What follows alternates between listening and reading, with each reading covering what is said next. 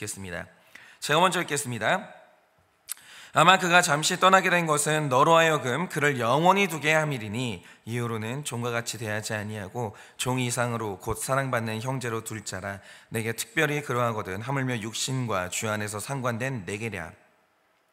그러므로 내가 나를 동역자로 알진대 그를 영접하기를 내게 하듯 하고 그가 만일 내게 불의를 하였거나 내게 빚진 것이 있으면 그것을 내 앞으로 계산하라.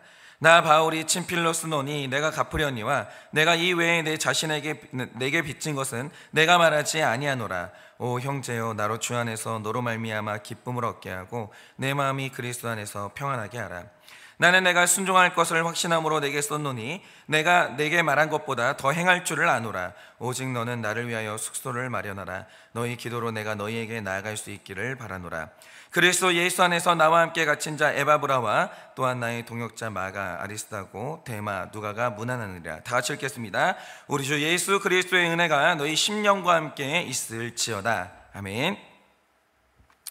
네, 여러분이 오늘 말씀을 묵상하실 때 이제 관계의 인물의 이제 관계도가 중요한데 간단합니다. 설교 듣기 전에 이것만 기억하세요. 일단 이 편지를 쓴 사도 바울이 있고, 사도 바울은 이 편지를 어떤 집의 주인인 빌레몬에게 쓴 거예요. 그리고 또 하나 중요한 인물이 뭐냐면 이 빌레몬의 종인 오네시모가 있는 거예요. 이 세 명만 기억하시면 됩니다. 빌레몬은 주인이에요. 오네시모는 이 집의 종이에요. 그러면 이 관계 가운데서 이제 어떤 일이 일어났는가, 이게 영적으로 굉장히 중요한 주제를 우리에게 던져주는데 이겁니다. 제가 오늘 말씀을 묵상하면서 여러분에게 이제 늘 그랬듯이 또 질문 하나를 드리고 싶은데, 빌레몬서를 보시면 골로새 교회의 평신도 지도자고 그 지역의 유력한 사람이었던 빌레몬이 등장을 합니다. 그런데 이제 오늘 말씀에서 이제 중요한 건 뭐냐면 이 빌레몬이 배신당해요. 어쩌면 살면서 제일 아픈 배신을 당합니다. 그러니까 이 빌레몬에게는 너무나 믿고 신뢰했던 오네시모라는 종이 있었거든요. 그런데 제가 이 신뢰했다는 말을 그냥 드리는 게 아니에요. 여기에는 강력한 증거가 있어요. 이 빌레몬이 어느 날 들으니까 이 사도 바울이 자기 스승인데 바울이 2번 옥에 투옥된 적이 있었어요. 그런데 한 번은 그게 이제 가택연금이 된 거고 일반집에, 한 번은 진짜 감옥에 갇힌 거죠. 그런데 이제 들으니까 로마의 한 집에 이 당시는 가택연금을 당했다는 거예요. 그런데 이렇게 되면 바울은 집 밖으로 나갈 수가 없으니까 누군가가 이제 그 집에 머물면서 이 사도 바울의 살림살이를 도와줄 사람이 좀 필요했거든요. 그래서 빌레몬이 자기 집의 종 중에서 한 명을 로마로 파견하기를 결정을 해요. 그런데 여기에서 문제가 뭐냐, 골로새에서 로마까지의 거리가 무려 1600km였다는 거예요. 다시 말해 종을 사도 바울에게 보내는 건 좋아요. 그런데 이 종이 먼 거리를 여행하다가 갑자기 나는 자유가 좋아 이러면서 도망친다. 그럼 잡을 방법이 없어요. 그냥 실종되는 거예요. 못 찾아요. 그러니까 이 먼 길을 보낸다라고 하면 누구를 보내겠어요? 당연히 믿을 만한 종을 보내겠죠. 도망가지 않을 사람, 나와 긴밀하게 연결이 된 사람, 임무를 끝까지 수행할 사람, 이런 사람을 종으로 보내겠죠. 그래서 선택된 사람이 누구였냐? 오네시모였다라는 거예요. 그런데 보내놨더니 역시나 그는 도망가지 않았어요. 그리고 곧바로 사도 바울에게 갔으니까 이 오네시모를 향한 빌레몬의 믿음이 얼마나 대단했겠어요. 역시 그렇지, 내가 우리 집에서 딱 한 명 믿어야 된다라고 하면 나는 오네시모야. 너무 신뢰와 믿음이 두터웠다라는 거죠. 그런데 어느 날 빌레몬이 자기 종을 보냈어요. 그래서 이 오네시모는 열심히 이제 사도 바울을 섬기고 있는 중이었어요. 그런데 갑자기 빌레몬의 집에 사도 바울의 편지가 도착을 해요. 뭐 감사 편지인가? 열어봤죠. 내용이 뭐냐, 내가 너한테 할 말이 있는데 그동안 네가 그렇게 믿고 사랑했던 오네시모가 사실 그동안 너의 돈을 횡령하고 있었어. 이 편지를 보내요. 여러분 생각을 해보세요. 빌레몬의 인생에서 정말 완전히 믿는 사람이 누구냐라고 하면 오네시모예요. 그래서 내 인생의 가장 중요한 일, 심지어 돈까지 이 오네시모한테 맡겼거든요. 그런데 알고 보니까 내가 가장 사랑하고 믿었던 그 사람이 그동안 나를 배신하고 있었던 거예요. 여러분 같으면 이거 어떤 생각 드시겠습니까? 인생 살면서 우리가 관계 맺는 모든 사람들이 100% 죄인이기 때문에 우리는 배신당해요. 이거는 숙명입니다. 어떻게 피할 방법이 없어요. 심지어 우리는 자식한테 배신당하겠죠. 이게 근데 이제 배신 막상 이게 말은 이렇게 하는데 너무 믿었던 사람한테 이런 배신을 당하면요 충격이 어마어마해요. 정신이 멍해지겠죠.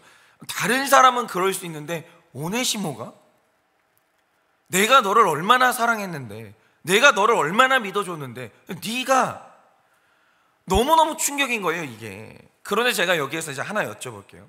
지금 집주인의 주인집의 재산을 횡령한 오네시모가 있고 오늘 배신을 당한 빌레몬이 있어요. 그러면 둘 중에서 잘못한 사람이 누구예요? 그러니까 우리는 쉽게 생각하기를 당연히 돈을 훔친 놈이 나쁘고 도둑놈이 잘못됐다 이렇게 생각하기 쉽죠. 그리고 저도 당연히 그렇게 생각을 해요. 횡령은 죄예요. 그거는 어떻게 방법이 없죠. 배신은 나쁜 거예요. 그런데 우리가 이제 빌레몬서에서 보게 되는, 이거 깊이 들어가야 되는 거예요 말씀을. 사도 바울이 이런 간단한 얘기를 하려고 이 편지를 쓴 게 아니라고요. 좀 깊게 들어가 봐야 되는데 우리가 보게 되는 깜짝 놀랄 사실이 있는 거예요. 그게 뭐냐? 사도 바울은 말하길 이 모든 것의 원인은 배신당한 빌레몬에게 있고, 그래서 이 문제도 빌레몬 네가 해결해야 된다 이렇게 얘기를 하는 거예요. 오네시모가 죄를 안 지었다 이 말이 아니에요. 이 문제의 원인은 빌레몬 너에게 있다는 거예요. 그러면 왜 바울은 속인 오네시모가 아니라 속은 빌레몬에게 문제가 있다고 보는 것인가? 한번 깊이 들어가 보자 이거죠. 여러분이 오늘 말씀을 보시면 교회에서 소위 믿음이 좋다라고 하시는 분들, 평신도 사역자라고 하는 분들, 그리고 저 같은 사역자라는 사람들이 반드시 들어야 되는 굉장히 중요한 영적 원리가 나와요. 한번 들어보세요. 여러분 오늘 말씀에 등장하는 이 빌레몬이라는 사람은 보통 사람이 아니에요. 그는 언젠가 사도 바울을 만나서 분수령적인 회개를 했던 사람이고, 이 받은 은혜가 얼마나 컸는지 그 당시에 교회가 필요했는데 자기 집을 교회로 헌납해요. 어마어마한 헌신의 사람이에요. 그런데 보세요, 이 사람이 자기 집을 교회로 내놓는다라고 할 때 식구들의 동의가 없이 이게 가능하냐? 안 돼요. 자기 집을 내놓는다라고 할 때 가장 먼저는 자기 가족에게 복음을 전해야 되고, 식구들이 은혜를 받았으니까 집을 헌납할 수 있는 거예요. 그런데 이렇게 신실한 빌레몬이 자기 종들에게 복음을 안 전했냐? 복음을 전했죠. 그러니 이 집의 종인 오네시모도 이미 복음을 들어서 하나님을 알고 있었어요. 그래서 이제 그 주일이 되면 이제 빌레몬의 집에서 예배를 드리니까 일찍부터 예배를 준비했을 거 아니에요, 이 집의 모든 식구들이. 그리고 성도들이 이제 식사를 하면 식사 준비도 하고, 성찬식이 있는 날에는 이 집에서 떡과 포도주를 준비하면서 교회에 일어나는 모든 일들을 이 집이 담당을 했다라는 거죠. 그러니까 이 빌레몬의 입장에서 보면 오네시모는 자기 집안일도 열심히 하는 사람인데 성도로서도 너무 좋은 성도였던 거예요. 주일날 이제 아침이 되면 열심히 일어나요. 쓸고 닦고 성도들이 예배 드릴 준비를 다 하고, 그리고 예배 시간이면 앉아서 신앙 고백을 하면서 열심히 예배를 드리는데 이게 너무 예쁜 거예요. 얘는 일도 잘하는데 믿음도 이렇게 좋은가? 너무 예쁜 거죠. 그런데 여기에서 우리가 주목해야 되는 사실이 뭐냐? 언제부턴지는 몰라요. 성경에 기록이 없어요. 그런데 언제부턴가 오네시모의 믿음과 은혜가 점점 식어졌다 이거예요. 그러면서 어느 날 주인의 이 돈에 손을 대는 지경까지 떨어졌다라는 거죠. 그런데 이 돈이 뭐냐라고 할 때 저는 이 돈이 교회 헌금일 수도 있다라고 생각을 해요. 완전 갈 때까지 간 거죠. 어쨌든 오네시모가 주인의 돈을 훔쳤든 교회 헌금에 손을 댔든지 간에 사람의 믿음이 여기까지 떨어질 정도면 정말 오랜 시간 동안 말씀이 안 들렸다 그 뜻인 거예요 사실은. 그리고 내 죄를 돌이킬 수 있을 만큼 은혜를 못 받았다 이 뜻이 되거든요. 그러니까 하나님한테서 멀리 떠나 있었던 거예요. 그런데 여기에서 놀라운 사실이 뭐냐? 오네시모의 이 상태가 이렇게 심각한데도 여전히 주인집에서 예배를 섬기고 있었고, 사도 바울을 만나 자기 죄를 오픈하고 회개하기 전까지는 빌레몬도 오네시모의 상태를 전혀 몰랐다는 거예요. 몰랐으니까 믿고 그 먼 거리를 보냈을 거 아니에요. 얘는 너무 좋은 종이야. 너무 좋은 성도야 이러면서 아무도 몰랐다는 거예요. 이 사람이 뒤에서 이런 죄를 짓고 있다는 걸. 오늘 말씀은 이 지점이 너무너무 중요한 거예요. 빌레몬도 그렇고 오네시모도 그렇고 그들이 처음에 자기 집을 오픈하고 그 집에서 예배를 시작할 때 예수님을 안 믿어서 하는 게 가능해요? 안 되죠. 받은 은혜가 없는데 집을 헌납해요? 이렇게 봉사를 열심히 해요? 그럴 수는 없는 거예요.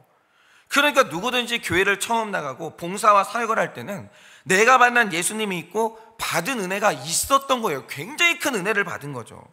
누구나 시작은 그렇게 해요. 예수 못 만나고 은혜 못 받았는데 아무도 시작 못 합니다. 받은 게 있으니까 시작을 하는 거예요. 그런데 시간이 지나다 보니까 누구도 여기에서 못 벗어나요. 우리는 천사가 아니에요. 우린 100% 죄인이에요. 그 신앙생활을 하다 보면 일어나는 무서운 일이 뭐냐, 어느 날 내 안에 은혜가 사라졌고 복음의 뜨거움도 사라졌는데, 다 사라졌는데 책임은 그대로 있는 거예요. 맡은 직분이 그대로 있고 사역도 그대로 있는 거예요. 그런데 우리가 이제 일을 하다 보면 중요한 건 이거예요. 은혜가 사라졌어요. 마음속에 예수님도 어느 순간 떠나갔어요. 그런데 이 일을 하다 보면 열매도 얻게 되고 성취도 하거든요. 그러니까 여기가 문제인 거예요. 이게 뭐가 문제냐면, 사역의 일이 잘 돼서 얻는 기쁨과 은혜를 받아서 얻는 기쁨은 다른 기쁨이라는 거예요. 이걸 분별하셔야 돼요. 예를 들어서 사역을 하다 보니까 성도님들한테 인정받아요. 아, 이분 대단한 분이야. 나 이분이 이제 내 롤모델이야. 나는 좀 저분처럼 신앙생활 했으면 좋겠어. 이러면서 존경을 받아요. 그러면서 어느 날 내가 장로님이 되고 권사님이 되고 목자님으로 인정을 받고 사람들이 내 말에 영향을 받아요. 영향력이 생겨요. 기뻐요, 안 기뻐요? 기쁘죠. 당연히 기쁘죠. 인정받는데 어떻게 안 기쁠 수가 있어요? 기쁘죠. 근데 그건 은혜 받아서 기쁜 거랑 다른 거라니까요. 그러니까 이게 동떨어진 건 아닌데, 은혜가 없어도 인정받으면 기쁠 수 있다고요. 이건 다른 거예요. 그러니까 내가 여전히 복음에 대해서 뜨겁고 말씀이 여전히 들리고 이 말씀이 나에 대한 반응을 끌어내냐, 이거는 다른 문제라는 거예요. 존경받는 게 좋아서 사역할 수 있어요. 주목받는 게 좋아서 사역할 수 있어요. 은혜 받아서 사역하는 거랑 이거는 좀 달라요. 여러분 생각을 해보세요. 기업에 가요. 기업에 갔더니 회장님이 나를 인정하는 거예요. 당신 실적 좋던데. 내 이름을 불러주는 거예요. 승진이 막 되는 거예요. 그럼 열정이 생겨요, 안 생겨요? 생기죠. 그렇게 돼도 내 몸과 마음이 움직일 수 있는 거예요. 그런데 우리가 정신줄 놓다 보면 어느 날 일어나는 문제가 뭐냐, 내가 열심히 사역한 결론으로 나도 인정받아요. 교회도 성장해요. 목원들이 변화돼요. 좋은 일들이 일어나거든요. 그런데 내가 열심히 일하느라 정작 나는 말씀을 못 듣는 날이 많아지고, 목사님도 나를 볼 때 아니 저 사람이 저렇게 예배 자리를 지키고 있고 사역 열심히 하니까 믿음이 당연히 좋겠지, 걱정할 필요 없겠지, 아무 양육도 안 해주는 거예요. 어느 날 내 삶에 나를 향한 쓴소리가 다 끊어졌어요.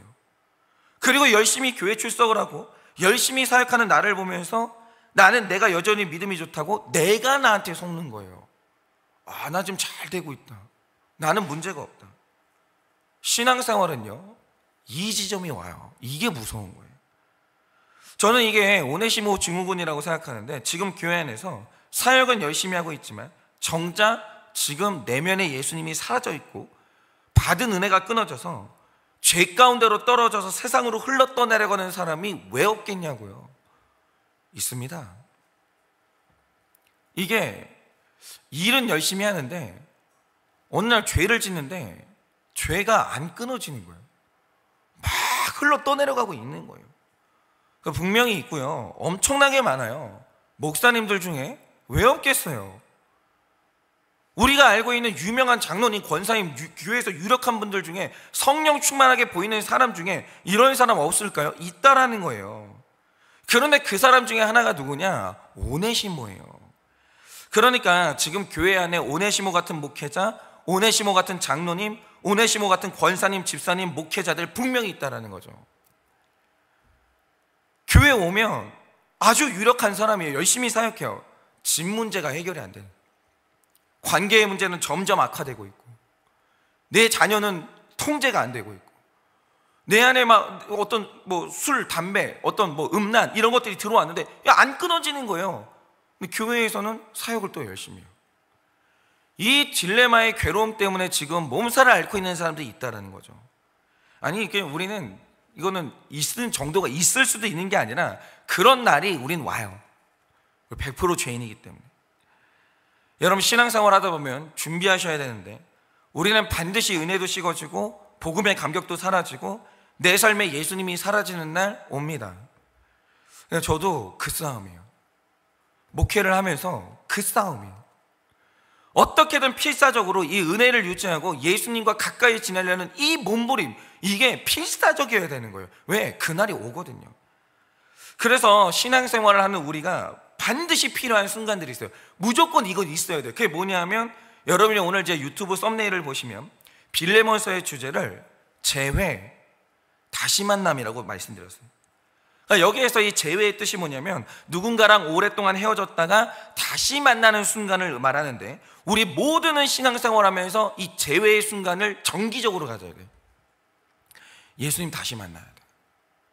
여러분 예수님 한번 만나서 처음 만난 그날부터 끝까지 죽는 날까지 주님하고 같이 동행하는 사람 없습니다. 그런 사람은 없어요. 반드시 어느 날 예수님이 잃어버려요. 생각이 안 나고 갑자기 길을 잃어버리는 거예요. 그래서 다시 만나야 되는 순간이 온다라는 거죠. 그러면 여기에서 중요해지는 게 어떻게 하면 우리가 예수님을 다시 만날 수 있어요? 바로 그게 이제 오늘 본문의 핵심인데 제가 여기서 이제 또 다른 성경 이야기를 해드릴 텐데 누가복음 2장을 보면 너무 어이가 없고 기가 막힌 얘기가 나오는 거예요. 근데 이게 너무 영적이에요. 그게 뭐냐? 예수님이 12살이 되시던 해에 마리아와 요셉이 유월절을 지키러 소년 예수님과 함께 예루살렘으로 제사를 드리러 가요. 이때 이제 나사렛에서 예루살렘의 거리가 120km 정도 되니까 걸으면 하루길이에요. 열심히 걸으면 하루길이에요. 여러분 이걸 기억해 주세요. 집에서 예루살렘까지의 거리가 하루길이에요. 그런데 이렇게 가족들이 열심히 걸어가지고 유월절을 지키기 위해서 출발할 때 예수님하고 같이 가요. 당연히 그렇죠. 예수님하고 같이 가요. 그리고 분명히 내가 제사를 드릴 때도 예수님이 옆에 있었어요. 그런데 기가 막힌 사실이 뭐냐? 열심히 예배를 드리다 보니까 어느 날 예수님이 사라져 있어요.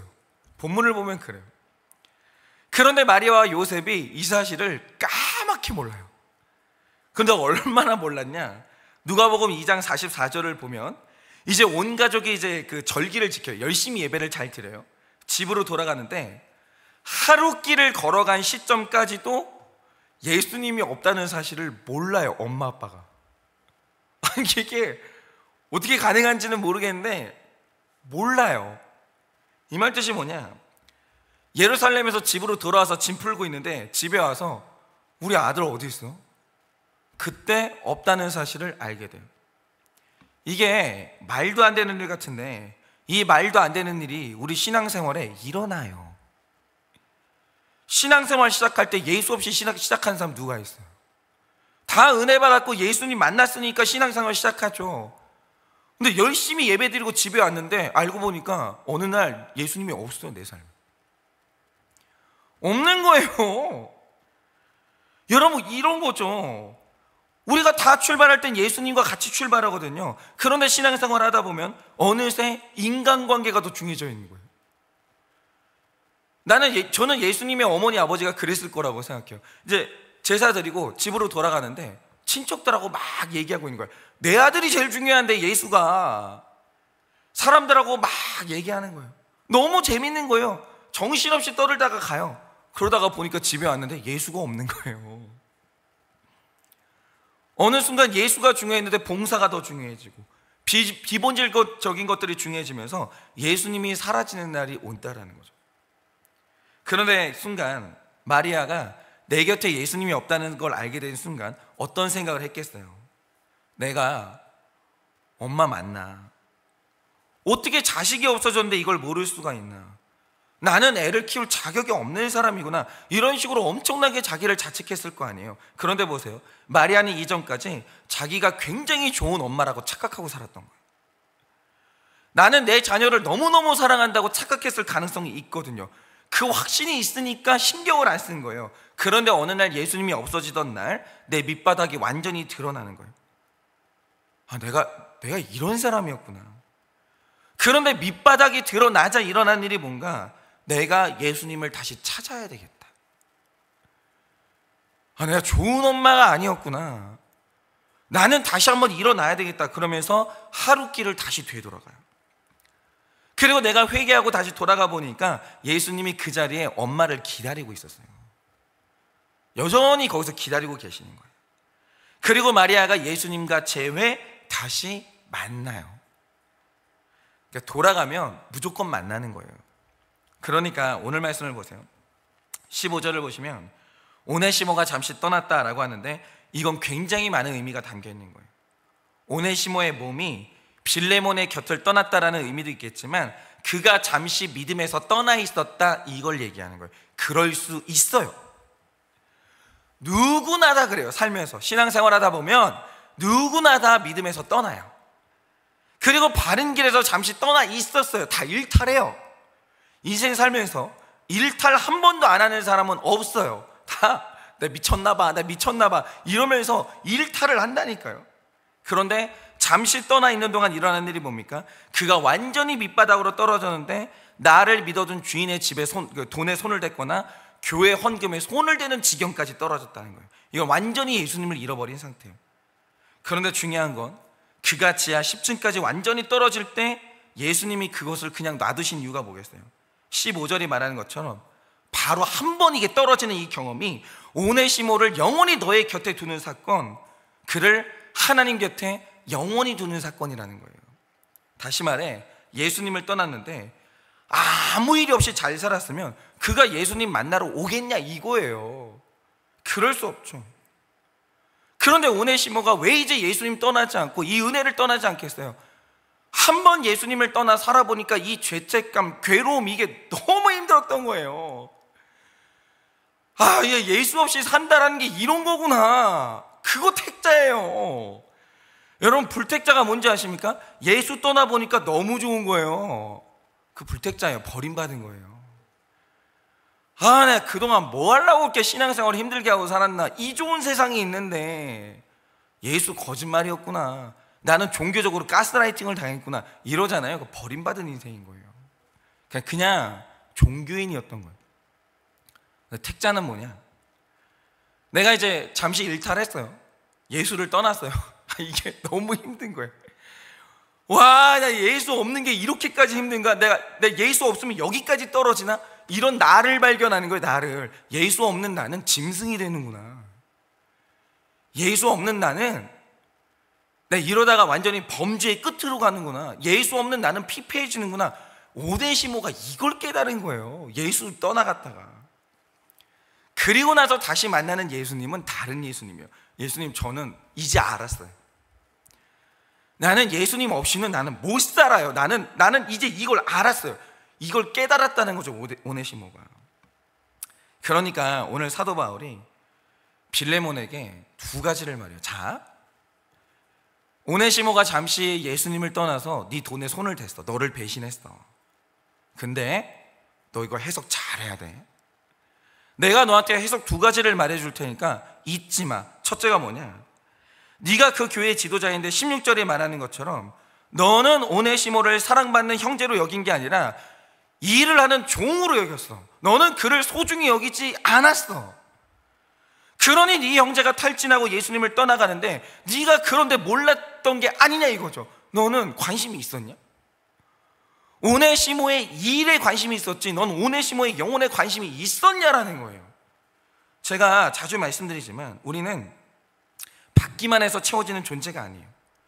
무조건 사역을 하면서 남들에게 베풀면서 받는 은혜가 있는 거예요.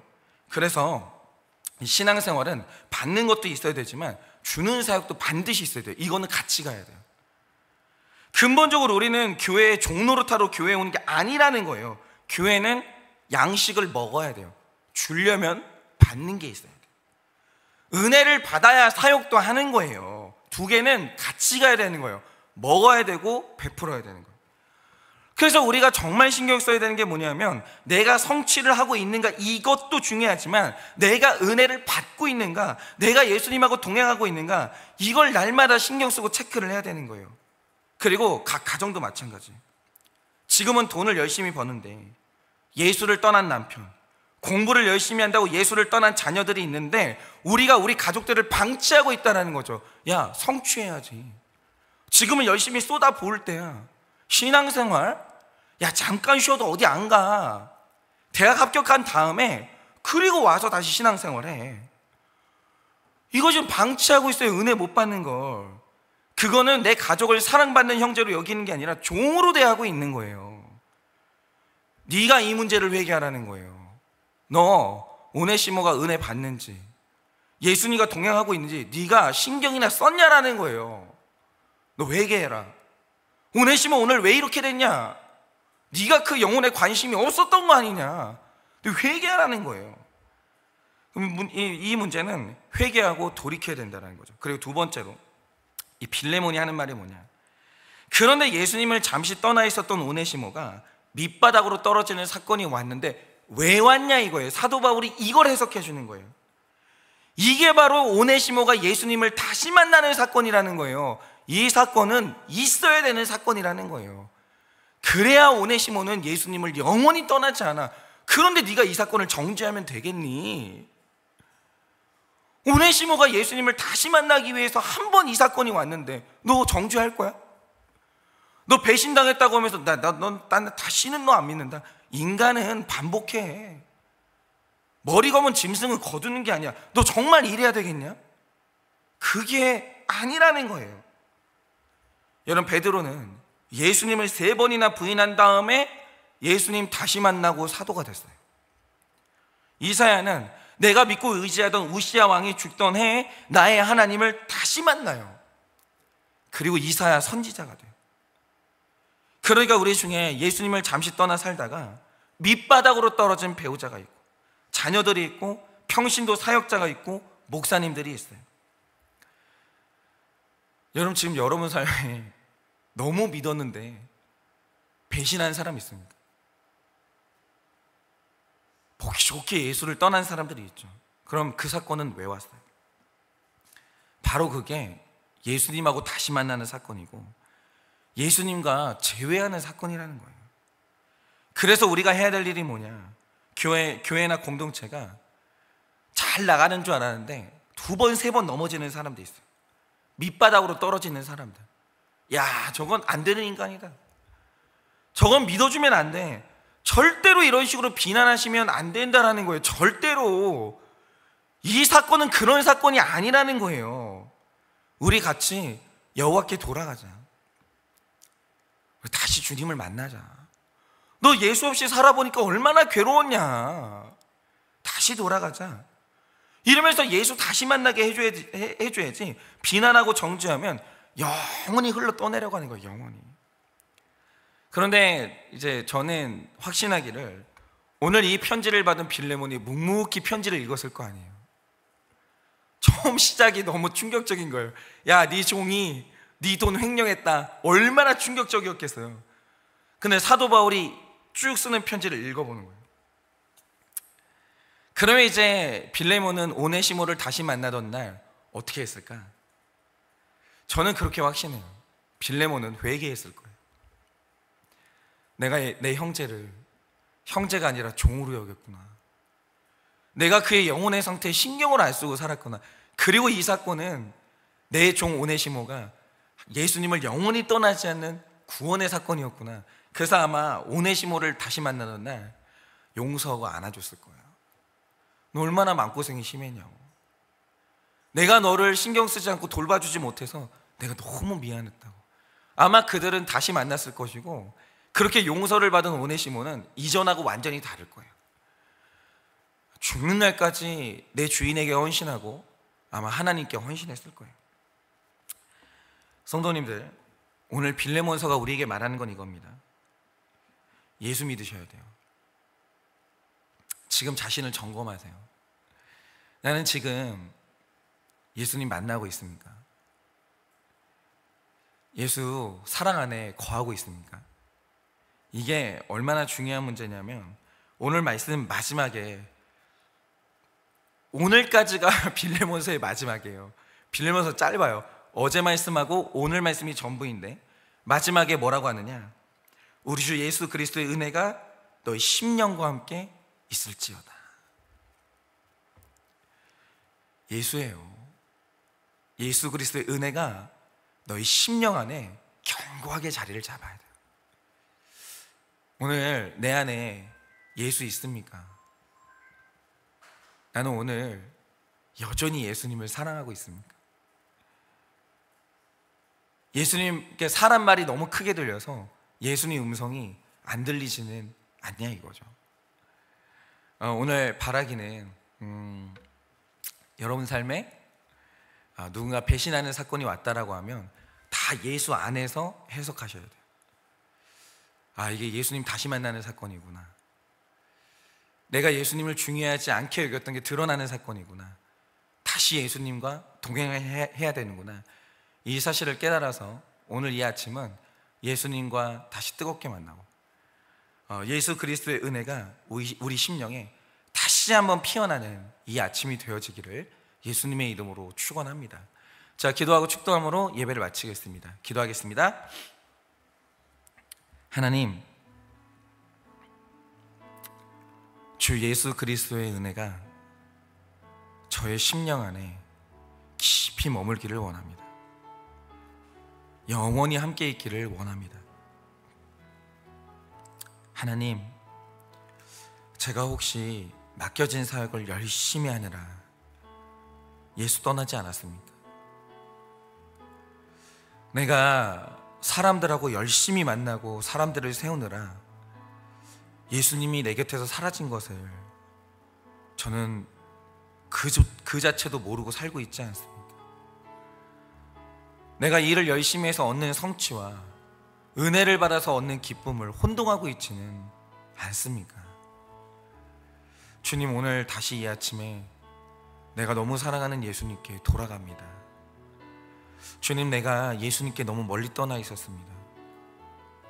인생의 성취에 너무 사로잡혀서, 두려움에 사로잡혀서 예수님이 나를 지킨다는 그 사실, 내 인생이 예수님께 붙들려 있다는 그 사실을 또 잊고 두려움 가운데 사로잡혀 살았던 것을 인정합니다. 하나님, 오늘 우리 다 같이 예수님께 돌아가오니 우리를 다시 만나주시고 다시는 예수님을 떠나지 않는 인생으로 자리매김할 수 있도록 오늘 이 아침에 우리를 다시 만나 주시옵소서. 지금은 우리 주 예수 그리스도의 은혜와 하나님 아버지의 그 크신 사랑과 성령님의 위로하시고 교통하여 주시는 그 역사하심이 잠시 떨어져 있었다 할지라도 예수 없는 삶이 얼마나 공허한지를 깨달아 다시 예수님께 돌아가 주 예수 그리스도의 은혜가 우리의 심령에 견고히 자리 잡기를 원하는 사랑하는 모든 주의 종들의 머리 위에 지금으로부터 영원 무궁토록 함께 있을지어다. 아멘.